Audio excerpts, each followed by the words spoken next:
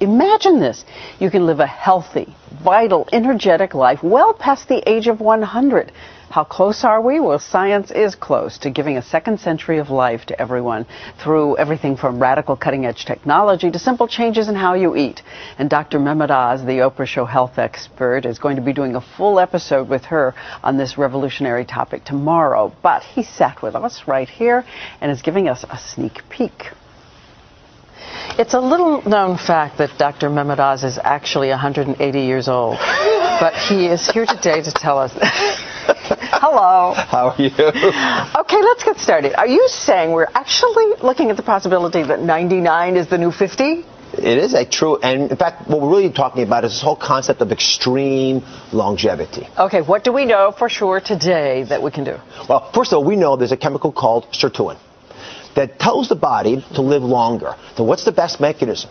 It turns out that if you take rodents and you cut down their caloric intake, it's called calorie restriction, by a third, they'll live a third longer.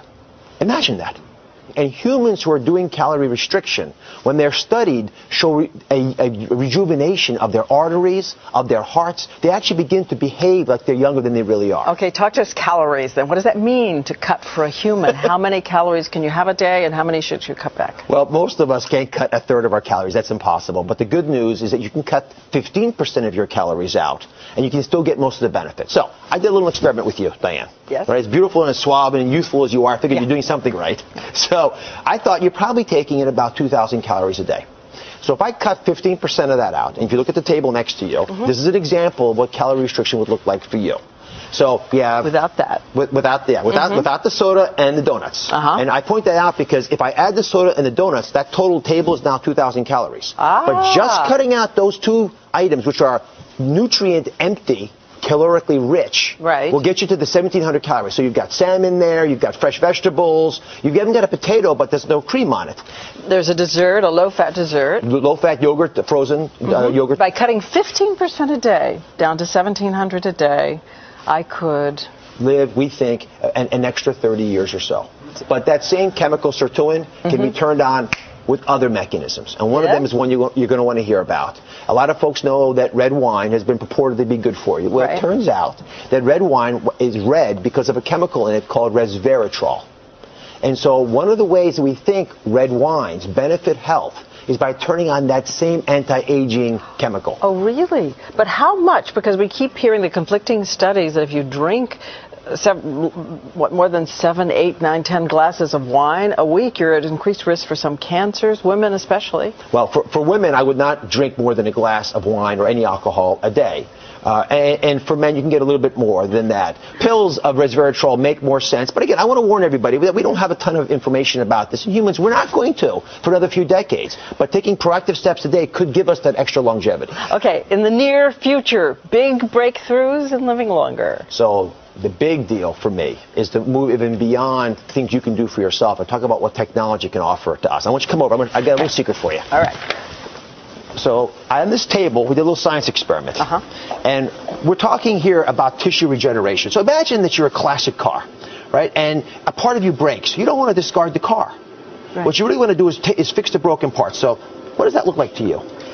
It looks like an ear. It looks like a styrofoam ear. You can hold it. It won't bite you. Does it feel sort of solid? Yeah, very solid. Right. So this is actually a mold for a human ear. So if you're a GI injured in war, or you had frostbite and lost your nose, we could actually re-engineer cells. So we take your blood, add it to the mold, and your cells will begin to repopulate this and make you a new ear that we can then... This is being done now. Being done today. It's actually been implanting for bladders. There's lots of different organs we can begin to replace. But this is the first generation. What I'm about to show you now will really blow your mind. And this is the example. If you hold this, this is a scaffold of an artery made from pig tissue.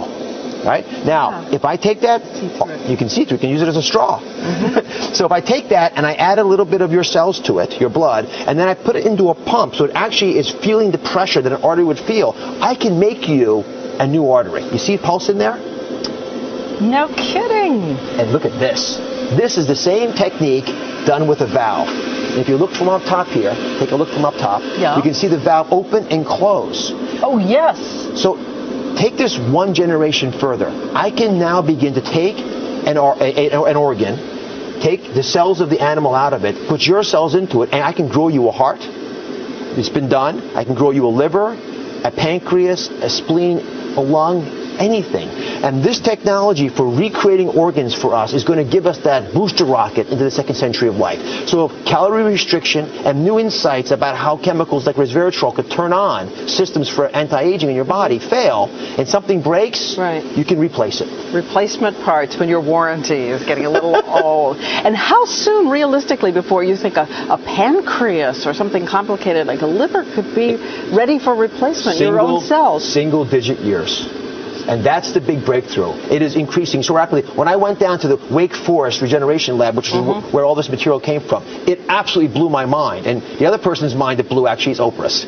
Yeah, that's a pig heart with all the cells taken out of it. Exactly. Yes. So you would take that pig heart and inject some of your own cells. Take my blood, spit it down, put the cells into this, baste it in that chamber that we showed in the video, and it will slowly grow your own organ back. That is incredible. Don't y'all think that's incredible? To see her just absolutely as fascinated as I was means that this stuff really can capture our imagination. And where our imagination goes, our science will follow. What about replacing a brain? I'm not kidding. Could you grow a brain? You know, go with that beautiful new body? You could probably grow parts of the brain. So, for example, we could cure Parkinson's or memory loss or spinal columns. But, you know, Diane, you are who you are. And I don't know if you want to have a new infrastructure for that. You probably want the software that you've accumulated. All right. Well, you're going to do more with Oprah tomorrow. We've got lots of cool stuff. We're going to do hyperbaric oxygen, infrared sauna baths, lots of cool things about extreme longevity. It is here. It is now.